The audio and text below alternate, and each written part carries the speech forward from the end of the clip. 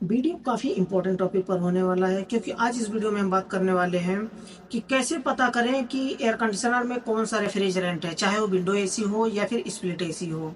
कैसे पता करेंगे जबकि उसमें से एक स्लिप चिपका होता है। जैसा कि आप देख सकते हैं एक स्लिप चिपका होता है, उसमें सारे डिस्क्रिप्शन लिखे होते हैं कि सिस्टम में कौन सा गैस है, कितना ग्राम गैस जाएगा, सिस्टम कितना एम्पियर लेगा, सब कुछ उसमें लिखा रहता है। लेकिन अगर वही स्लिप चिपका नहीं है, मिट गया है, कभी कभी होता है बहुत ओल्ड एयर कंडीशनर हो जाता है, तो उसमें से स्लिप जो है ना, वो पानी बरसात धूप की वजह से वो खत्म हो जाता है, कुछ भी नहीं वो पता चलता है। तो कैसे पता करेंगे सिस्टम में कौन सा गैस है? तो उससे पहले मैं बताना चाहूंगा कि अगर आपने अमरेश 11 टेक चैनल को सब्सक्राइब नहीं किया है तो चैनल को सब्सक्राइब कर लें और बेल आइकन को प्रेस करके ऑल पर क्लिक कर लें ताकि हमारे आने वाली न्यू वीडियो की नोटिफिकेशन आपको मिल पाए और वीडियो को देख पाए सबसे पहले। तो चलिए हम टॉपिक की बात करते हैं। पहले तो आपको अगर सिस्टम में गैस है, कुछ लोग कहते हैं कि सिस्टम में गैस है, उसमें गेज लगाइए, स्टैंडिंग प्रेशर बताएगा, अगर 200 से ऊपर बता रहा है तो R410 होगा, अगर 150 बता रहा है तो R22 होगा। ये तो सिंपल है। लेकिन लेकिन अगर सिस्टम में कुछ भी गैस नहीं है तब क्या करेंगे आप? बिल्कुल जीरो है, तब क्या करेंगे आप? कैसे पता करेंगे कि सिस्टम में कौन सा गैस है? इसका कोई भी उपाय नहीं होता है ऐसा, सिर्फ आपके एक्सपीरियंस के ऊपर ये डिपेंड करता है, तभी आप पहचान पाएंगे। तरीका मैं बताऊंगा कैसे। कुछ भी हो जाए, अगर स्लिप चिपका है तो वो तो मिट जाएगा, कोई बात नहीं, लेकिन मॉडल नंबर नहीं मिटेगा। कंप्रेसर के ऊपर जो मॉडल नंबर होता है वो नहीं मिटता है। हाँ, लेकिन कभी कभी ऐसा होता है कि बहुत ओल्ड कंप्रेसर हो जाता है ना, तो उसका मॉडल नंबर क्या, उसका पेंट पेंट भी निकल जाता है, तब आप नहीं पहचान सकते। लेकिन ज्यादातर ऐसे तो नहीं होगा कि स्लिप निकल गया है तो कंप्रेसर के ऊपर जो मॉडल नंबर है वो भी निकल जाएगा। क्योंकि कुछ कंप्रेसर के ऊपर मॉडल नंबर इस तरह से लिखा होता है कि वो कभी भी नहीं मिटता है। तो आप उससे पता लगा सकते हैं कि इसमें कौन सा गैस है, मॉडल नंबर के हिसाब से पता चल जाता है। या तो आप गूगल में सर्च कर लें, आसान तरीका मैं बता रहा हूँ। किसी के बहकावे में आकर के आप गलत कदम मत उठाइए कभी भी। आप गलत रेफ्रिजरेंट कभी भी चार्ज मत कर दीजिए। ऐसा नहीं कि आपको सिस्टम में R22 सपोर्ट करता है आपका कंप्रेसर और आपने R410 R32 चार्ज कर दिया, ये कभी भी गलती मत करिएगा।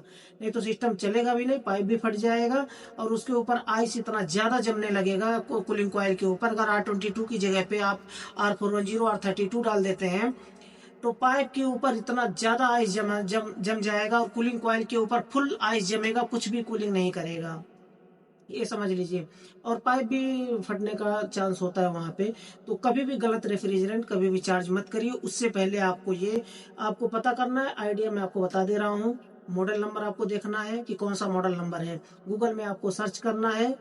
या तो आपको मॉडल नंबर अगर मानिए कि नहीं मिल रहा है, मॉडल नंबर तो मिल गया है लेकिन आपको कंपनी, आप गूगल में सर्च नहीं कर पाते हैं तो आपको कंपनी देखना है कौन सी कंपनी का है।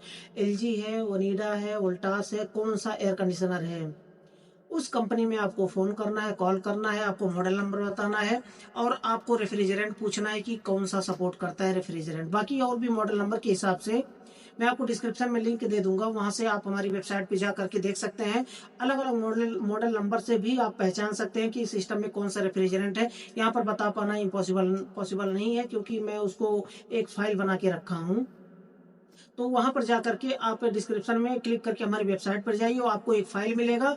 उस फाइल पर क्लिक करके आप सब देख लीजिए कि कौन सा मॉडल नंबर में कौन सा रेफ्रिजरेंट पड़ेगा। उसमें एक RLBX इस तरह से करके आता है हर एक मॉडल नंबर में। तो मॉडल नंबर के नीचे आपको रेफ्रिजरेंट मिल जाएगा, वहां से क्लिक करके आप रेफ्रिजरेंट को देख सकते हैं कि कौन से मॉडल में कौन सा रेफ्रिजरेंट सपोर्ट करेगा।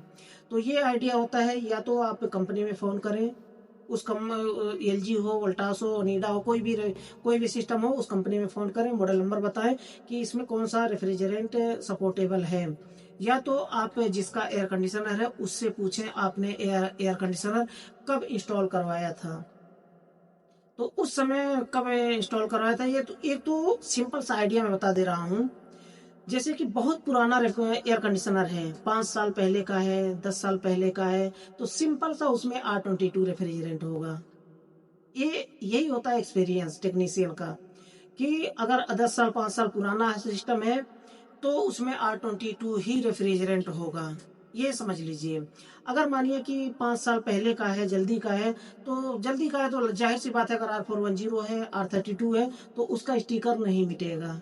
अब के समय में जब मैं वीडियो बना रहा हूँ, इस समय तक उसका स्टिकर या फिर उसका जो मॉडल नंबर होता है, वो नहीं मिटेगा। R410, R32, क्योंकि R410, R32 आए हुए कितना ही दिन हुआ अभी। तो ऐसे सिस्टम का स्टिकर तो नहीं निकलेगा। स्टिकर जिसका भी निकला होगा, वही वही सिस्टम होगा R22 का।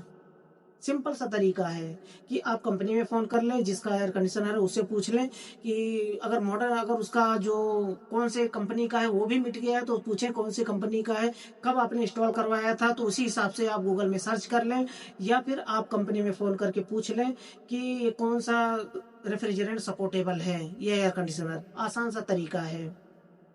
ज़्यादा कन्फ्यूज़ होने की ज़रूरत नहीं है। रेफ्रिजरेटर में भी यही तरीका होगा। बहुत पुराना रेफ्रिजरेंट है, बहुत पुराना रेफ्रिजरेंट है, उसमें अगर बहुत पुराना रेफ्रिजरेटर है, तो उसमें क्या था, R12 था, R12 रेफ्रिजरेंट था, जो कि R12 रेफ्रिजरेंट को रिप्लेस करके आप 134 आप डाल सकते हैं।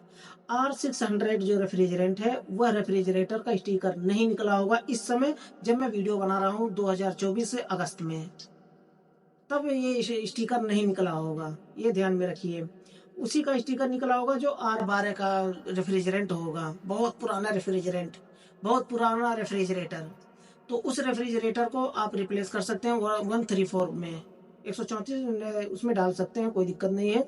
134 का होगा तो मिट गया है, तो भी आप मॉडल नंबर उसमें देख लीजिए। मॉडल नंबर रेफ्रिजरेटर में मॉडल नंबर तो कहीं भी मिल जाएगा, कोई इस साइड में लिखा होता है, कंप्रेसर के ऊपर लिखा होता है, और ये रेफ्रिजरेटर का डोर खोलेंगे वहाँ भी लिखा होता है। तो रेफ्रिजरेटर में कोई दिक्कत नहीं है। एयर कंडीशनर में थोड़ा दिक्कत होता है, क्योंकि आउटडोर जो होता है ना, वहाँ पर थोड़ा मुश्किल हो जाता है। तो एक कंप्रेसर में, एक साइड में और एक इंडोर के पास में, आप कहीं भी देखेंगे हर जगह स्टिकर चिपका होता है, उसमें मॉडल नंबर लिखा होता है। आउटडोर में नहीं मिला तो इंडोर में मिल जाएगा। तो आसान सा तरीका है। मुझे लगता है कि वीडियो आपके लिए यूज़फुल रहा होगा। अगर वीडियो पसंद आया तो वीडियो को लाइक ज़रूर कर दें। लास्ट में बताना चाहूँगा कि चैनल को सब्सक्राइब नहीं किया तो चैनल को सब्सक्राइब कर लें। अगर इस वीडियो को लेकर के कोई भी क्वेश्चन है, कोई भी कन्फ्यूजन है, तो बेझिझक आप मुझसे कमेंट बॉक्स में पूछ सकते हैं। मैं उसका रिप्लाई जल्द से जल्द देने की कोशिश करूँगा। तो आज के लिए बस इतना ही था। अगली वीडियो में फिर जल्दी मिलते हैं एक नए टॉपिक के साथ। इसके साथ मैं बताना चाहूँगा कि आप हमारी वेबसाइट पर सारे रेफ्रिजरेंट के बारे में, वर्ल्ड वाइड जितने भी रेफ्रिजरेंट यूज़ किए जाते हैं, रेफ्रिजरेंट का स्टैंडिंग प्रेशर, सक्शन प्रेशर क्या होता है, और उसका जो डिस्चार्ज प्रेशर क्या होता है, कौन से सिस्टम में कितना रेफ्रिजरेंट डाला जाता है, और कौन सा कैपेसिटर, कौन से मान का कैपेसिटर कौन से सिस्टम में लगाया जाता है, 1 टन में, 1.5 टन में, 2 टन में, 3 टन में, कौन सा कैपेसिटर लगाया जाता है, सारे फाइल में दे रखा हूँ। वहाँ से जा करके आप क्लिक करके जाके आप रीड कर सकते हैं हमारी वेबसाइट पर। तो आज के लिए बस इतना ही था। अगली वीडियो फिर जल्दी मिलते हैं एक नए टॉपिक के साथ।